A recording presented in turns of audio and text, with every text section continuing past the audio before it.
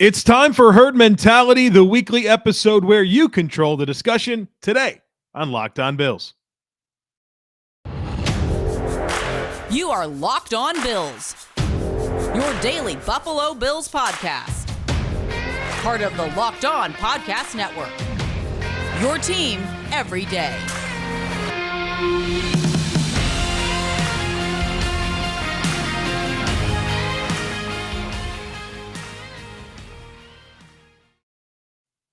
What's up, Bills Mafia? It's Joe Marino from the Draft Network, and I'm your host of Locked On Bills. Happy Tuesday to you, and thank you for making Locked On Bills your first listen every day. And as a reminder to you, we are free and available on all platforms, including YouTube. Today's episode of Locked On Bills is presented by Prize Picks. Prize Picks is daily fantasy made easy. You pick 2 to 5 players, and if they score more or less than their Prize Picks projection, you can win up to 10 times your money on your entry. First-time users can receive a 100% instant deposit match up to $100 with promo code LOCKEDON. That's prizepicks.com, promo code LOCKEDON. Well, folks, we're back to Herd Mentality this week, and we've got some great questions lined up. A lot of the big thoughts, I think, on everyone's minds as it relates to the Bills coming out of the Patriots game and into the postseason, and we're going to dig into them right now. The first one comes from at Buffalo Bills 271. And this is what they say. I certainly acknowledge my bias here, but shouldn't Sean McDermott be the favorite for Coach of the Year? Think about everything this team has had to overcome.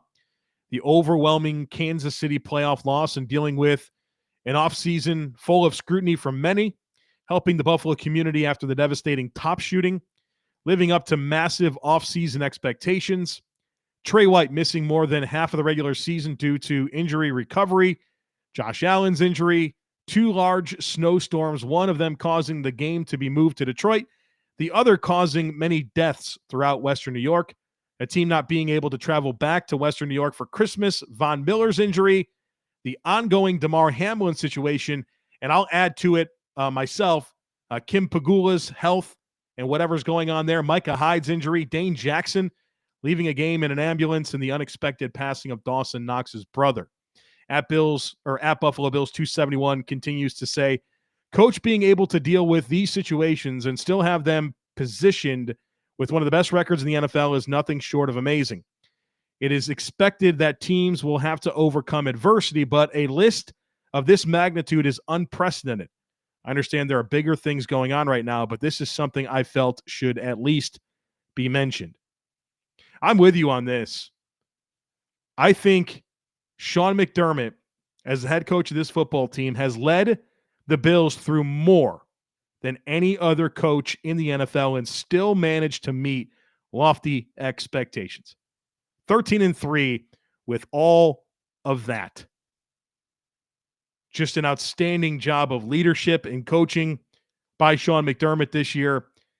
And at the beginning of the season, we talked about each award and the likelihood of a Bills player or coach being in line to receive it. And I said, the biggest challenge for Sean McDermott getting Coach of the Year is everybody expects the Bills to be good. And so if Sean McDermott goes out there and the Bills win the AFC East and they're a top seed in the AFC playoffs, everyone expected them to do that. And usually the voting goes or skewed towards the coaches that seem to do more than what's expected. Well, I think you should consider everything that Sean McDermott has led the Buffalo Bills through this year, and that for them to still meet the high expectations, despite everything that they faced. I don't know. If Sean McDermott's not your pick for Coach of the Year, I don't know what to tell you because he's my pick. Ben says, is Gabe Davis playing his way out of a second contract for the Bills? I know he is still a young player, but for a guy who they expected to step into the number 2 receiver role, he has not lived up to expectations. I personally don't think he is good enough to be wide receiver 2 on a Super Bowl team, especially not at a contract level most wide receiver 2s are at. What are your thoughts? I'm with you. Gabriel Davis has not satisfied what I hope to see in a wide receiver 2. And I tweeted out on Monday morning some of the numbers for Gabe Davis this year. I want to review them quickly here on the podcast. When Josh Allen targeted Gabriel Davis this year, and these numbers come courtesy of Pro Football Focus, Josh Allen completed 48 of 93 catchable targets, which is a reception percentage of 51.6%, which is terrible. 7 touchdowns, 6 interceptions, and a passer rating of 80.7. So what did Josh Allen throw? 14 interceptions, 6 of them when targeting Gabe Davis.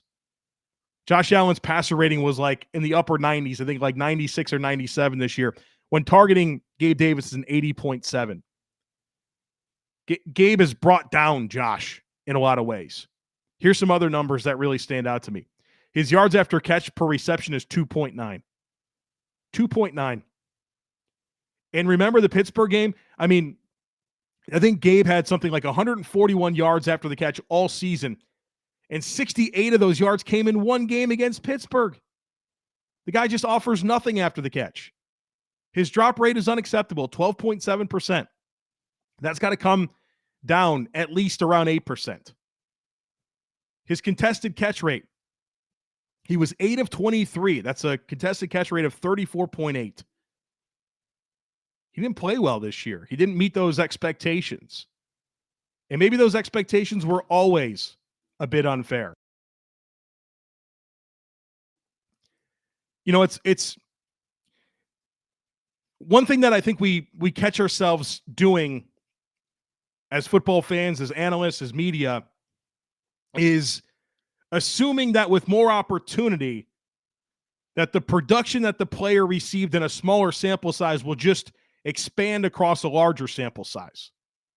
That's not how it works. Gabe Davis, as the number 2 receiver for this offense, it's a different ball game. It's a different level of preparation that the other team has, a different level of understanding. You're getting different looks. You're being played differently. And Gabe Davis isn't a do-everything player that can really step in and run every route and win after the catch and be consistent down the field. He's more of a guy that thrives as the wide receiver 3 or 4, or in the passing game in general, the 4th or 5th option, not the number 2 option. And I know a lot of people want to bring up the ankle, right? He kind of had an early season ankle injury that a lot of people thought impacted him throughout the course of the season. Let me tell you something that I learned this summer. And I learned this from Teron Armstead, the left tackle for the Miami Dolphins, whose career has been plagued with injuries, right? One of the best offensive linemen in the game, but to be honest, has just always battled injuries every single year.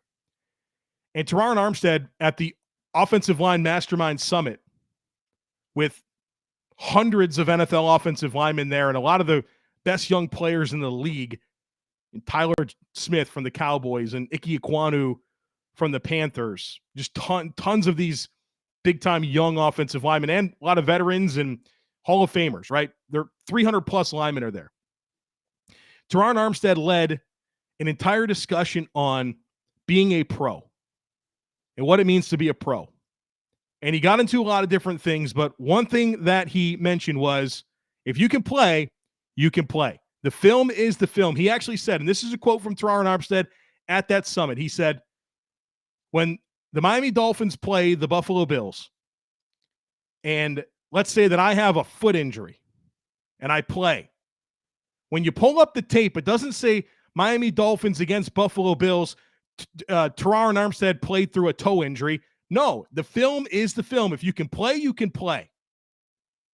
And so while I am mindful of the ankle, this level of production is not acceptable to me. If the Bills are going to be a high-octane passing offense, they need a better wide receiver, too, that can offer more in terms of skill set.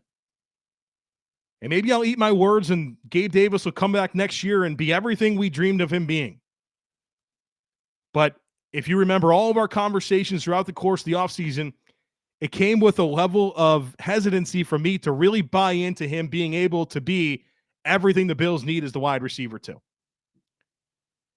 Let's hope he turns it on for the playoffs, but it's been a while since I've been really satisfied with Gabe Davis and how he plays and how he impacts football games.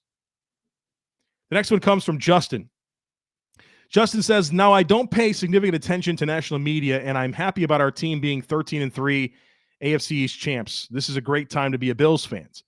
My thoughts are next week's Miami's team, but Dan Orlovsky on Get Up made an interesting point. Take Mahomes, Allen, and Burrow out of the picture and focus on the remaining roster.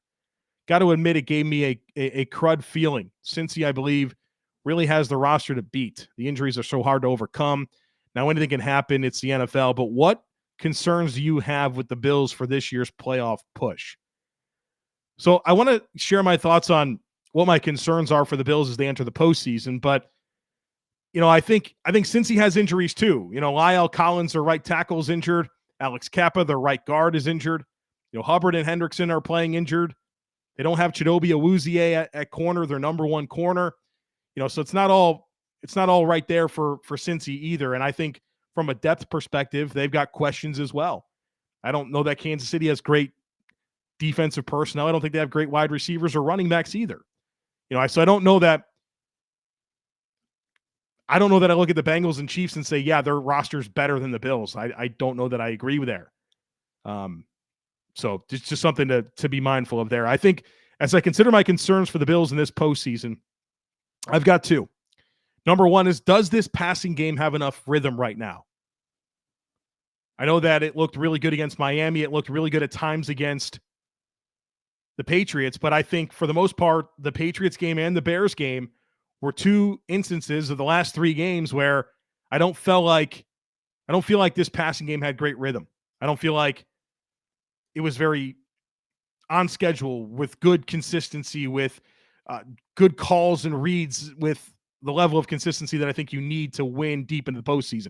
Josh Allen can obviously put it on his back and be that dude and overcome. But right now, I wish that the passing game had more rhythm. And number two is, can the defense play tighter? I thought the defense was vulnerable against Miami. I thought they were vulnerable against the Patriots. Obviously, they played great against the Bears, but the Bears have one of the worst collections of offensive talents in the league. But the play action game frustrated the Bills against New England, led to a lot of easy completions. And I don't think they played well against Miami. I think they had good moments. They certainly had good moments, but these games get a lot tougher here, and everything's on the line. Can the Bills play tighter on defense? That's a big question that I have at this point. I hope you've been getting in on the action over at Prize Picks. Prize Picks is my favorite daily fantasy resource. How does it work? You pick 2 to 5 players, and if they score more or less than their Prize Picks projection, you can win up to 10 times your money on any entry. There's no competing against other people. It's just you versus the projections available, and Prize Picks has all the sports that you can watch, everything from the NFL to NBA, NHL, cricket, Euro basketball, you name it, you can find it over at Prize Picks, and entries can be made in 60 seconds or less. It is that easy. So download the Prize Picks app or go to prizepicks.com to sign up and play daily fantasy sports. First-time users can receive a 100% instant deposit match up to $100 with promo code Locked On. So if you deposit 100, Prize Picks will give you 100. You deposit 50, Prize Picks will give you 50. Just don't forget to enter promo code Locked On at sign up for an instant deposit match worth up to $100. Today's episode is brought to you by TurboTax.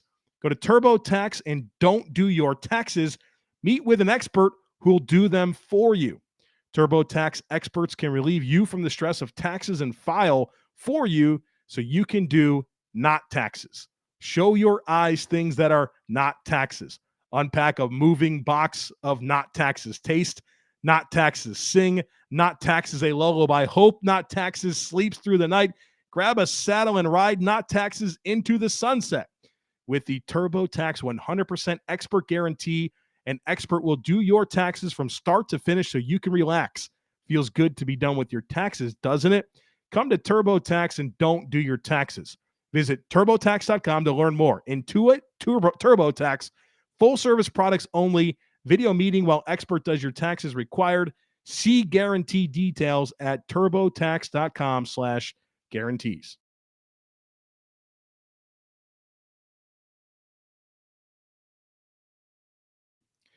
The next one today comes from Carmine, who says, now that we're playing the Dolphins, I'd like to know how their defense has played since our last meeting. Have they shown any particular looks or packages in the last few weeks that McDermott and Dorsey will be concerned about or feel like they can exploit? Also, who is your early shout for Defensive Player of the Year, both for the Bills and the league. Here's the thing about Josh Boyer, the defensive coordinator for the Miami Dolphins, and what this defense has been all year and really over the last couple of years. They're pretty consistently the same thing. You're going to see a lot of blitzing, and you're going to see man coverage. You're going to see a lot of different mugged up looks and just kind of muddy fronts. Some guys are going to come, some guys are going to leave, and a lot of man coverage on the back end. And I think that's a decent scheme if you have Xavier Howard and Byron Jones and Brandon Jones and Nick Needham, but they're missing a lot of those guys. They don't necessarily have the same personnel that they're used to having in that secondary to be able to run that scheme. And so they're playing a lot of games up front and playing man coverage in the back. I think they're pretty predictable on defense, and they don't necessarily have the guys to run what they want to run, and I think that's gotten them in some bad situations this year. So I think the Dolphins defense kind of is what the Dolphins defense has always been. As far as my NFL Defensive Player of the Year pick and my Bills Defensive Player of the Year pick, for the NFL, I'll go with Nick Bosa with the San Francisco 49ers. For the Bills, and this was hard because I think you can make a case for a lot of guys, I'm settling on Tremaine Edmonds. I think Tremaine has just been very consistent this year, both in coverage and as a tackler playing downhill. And while maybe Matt Milano has more splashy moments, I think the consistency has been there, especially as a tackler from Tremaine. Perhaps you have a case for Greg Rousseau. Jordan Poyer certainly has a claim to this. If Von Miller plays the entire season, you feel like he has a chance. But I just went with the guy that I thought was the most consistent in every area, and that's Tremaine Edmonds. Chris says, have you noticed Jordan Phillips seems to be playing hurt? I know he's been on the injury report, but it seems like for the past few weeks, when he doesn't look right, it seems like for the last few weeks, he doesn't look right on the playing field. I know a lot of guys are playing through something at this point in the season, but I'm wondering why the Bills are playing him when maybe they could be resting him for the playoffs. I like your take on this, and I'm interested in knowing if you are seeing the same things I'm seeing when watching Jordan play. Yeah, I think Jordan Phillips, since kind of coming back from the shoulder injury, has not been nearly as effective as he was at times earlier in the year, and I think his snap percentage really says a lot. Before the shoulder injury, he was playing on the low end about 40% of the snaps, up to 55% of the snaps. In the two games since the shoulder injury, he's played 24% and 28% of the snaps. I mean, I think Daquan Jones played over 68% of the snaps last week. So it's definitely bothering him. It is.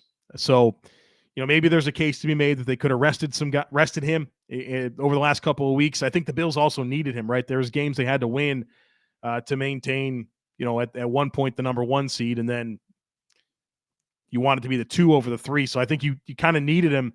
But yeah, his effectiveness isn't where you want it to be. And he's a guy that the Bills are going to need in the playoffs, right? I think Greg Rousseau, Ed Oliver are the 2 guys that really need to make an impact, but there needs to be more. There needs to be Jordan Phillips. Daquan's got to show up. AJ Epinesa, right? Shaq Lawson. It's going to take an all of the above effort here to make us forget that Von Miller's not around for when you really wanted him right now, which is in the playoffs. Andy says, first, I'm so glad to see Hamlin tweeting through the whole game. Made me feel great that he's doing great. One thing I felt throughout the entire game was that outside of a few plays, Mac could sit in the pocket without any pressure for quite a while. On the other hand, it felt like Josh had to run for his life on every single play. I know the Patriots have a decent D, but I think we'll get a much more stout pass rush in the playoffs. Also, the interior O-line isn't anything to write home about. Our defensive tackles seem to be missing in action. I was wondering if you felt the same or if you had any stats or pressures that confirm or deny how I felt. Super grateful for Hamlin and this team and another year of home playoff games and no chance of our season ending in Kansas City, but wish I felt better about this offensive line. So let me give you some of the numbers from the Patriots game. Josh Allen was pressured on 16 of 36 dropbacks. That's 44%. That's a high amount. Now, keep in mind that the Patriots are, from a pass rush perspective, they've been one of the best in the league all season long. Tons of sacks, tons of pressures, tons of consistency. They've been very good all season long. So the Bills just played one of the best pass rushes in the league. Mac Jones, on the other hand, was only pressured on 10 of 40 dropbacks, 25%. And you'd like to see that a little bit higher. against Mac. So I think that you're exactly right in that Mac Jones didn't face enough pressure and Josh faced a good amount of pressure. But I'd like to introduce two other numbers, and that's time to throw. In this game, Josh Allen averaged 3.49 seconds snap to release. That's the highest of the season for him. His season average was 2.88. Josh was holding on to the ball. And when you hold on to the ball for that long, it's going to invite some pressure. And so I think a lot of the pressure that he's faced was, guys up front took an L, right? They got beat on a play, but I think Josh holding onto the football certainly contributed to the amount of pressure that he faced. Now, Mac Jones, he released the football in an average of 2.67 seconds, which is right in line with his season average, right? So I think that's something to be mindful of when you consider both quarterbacks, in that Josh held onto the ball for a significant amount of time, the longest he's ever held onto the ball all season, while Mac just kind of played his normal game. And I think both of those things contribute to the amount of pressure that they face. But I do think my biggest takeaway in this entire talking point is that the Bills pass rush has to be better against Tua and the quarterbacks that they're going to face throughout the playoffs. And look, is it going to be Tua? I don't know. Whoever the Miami Dolphins quarterback is going to be on Sunday afternoon. BetOnline.net is your number one source for sports betting info, stats, news, and analysis. You get the latest odds and trends for every professional and amateur league out there, from pro football to college basketball to boxing, the NHL, and the NBA. They've got it all over at BetOnline.net.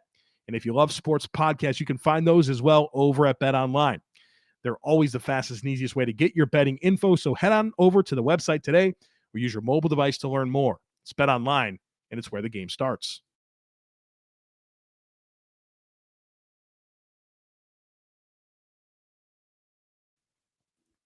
The next one today comes from Christopher, who says, what is your take on how we overcome the sluggish first halves? It's pretty glaring that the offense takes a long time to get going lately. We used to march straight down the field on our first drive of the game. Now it feels as though we go 3 and out and it's acceptable.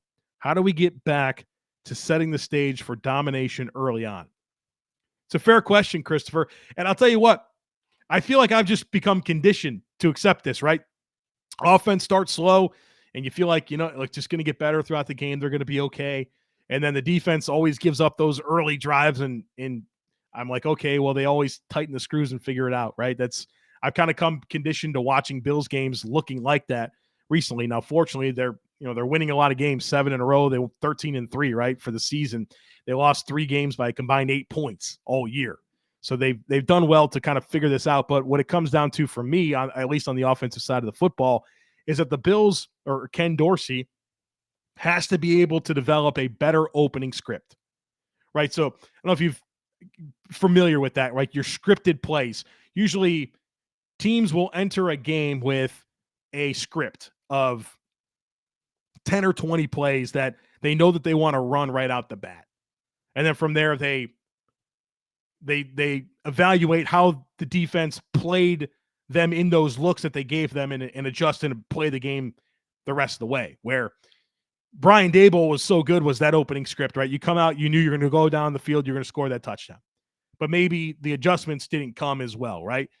With Ken Dorsey, the opening script's not very good, but then the adjustments are very good, right? So that's kind of the contrasting results that I think we've seen between Ken Dorsey and Brian Daboll. Two very statistically similar offenses, but how they get there is a little different.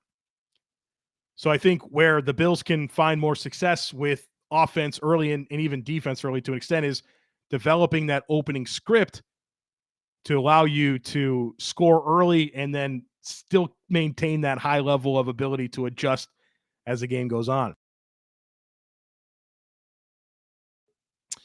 The next one today comes from Andrew, who says, what do you make of the defensive back / linebacker coverage technique where the defender doesn't turn around when the ball is in the air? Is this taught by the coaching staff, or are they slightly out of position? I feel like there are interceptions sitting there for us, but we don't capitalize.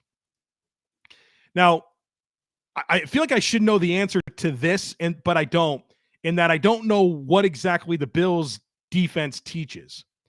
But there's a big school of thought out there amongst defensive backs coaches where they teach players in coverage to play the hands of the receiver and not the ball in the air. right? Because when you're trying to get your head around and locate the football, not only is that hard to do for a lot of players, but it's even harder to do that while staying connected and in phase with the receiver. So what coaches are teaching players is that don't worry about turning around and trying to find the football and potentially losing your man in coverage. Just when they show their hands, you want to play through them and disrupt at the catch point so that way you're not putting yourself in a vulnerable position where you look for the football and can't find it, and then you also lose track of your guy. So that is very much a coaching technique to play through the hands of the receiver and not the ball. The special players are the ones that can remain in phase, locate the football, and make a play on it when it's in the air. It's a very, very rare skill. And so I think the way a lot of coaches overcome this for their players is by simply teaching them to play through the hands. The next one comes from DK, and DK doesn't really have much of a question. He just has a statement. I thought it was a really good way for us to end. DK says, you've spoken at length about this team's resiliency, and we've seen it in spades through the tragic event at Tops to helping Knox cope with the loss of his brother, storms forcing us to play home, games on the road, a Christmas blizzard that ravaged the area, to the Hamlin incident, and more in between. I think Sunday was truly the manifestation of that resiliency. Special teams has the play of the day, opening touchdown return on such an emotional day, and then later on another return for a touchdown. Special teams also had a terrible play on the Tywan Jones poison pill turnover. Defense couldn't seem to stop the Pats all day, kept letting them in the game, but made 3 huge plays, White, Edmonds, and Milano interceptions. Offense was far from perfect. Davis drops, Allen interception to end the half, Singletary fumble, but 2 huge touchdowns when needed. And the run game, Cook specifically, were a solid complement, so New England couldn't focus entirely on the pass game. McDermott also discusses complementary football. And while not a perfect game like the playoffs last year against New England, I believe this was a true team win.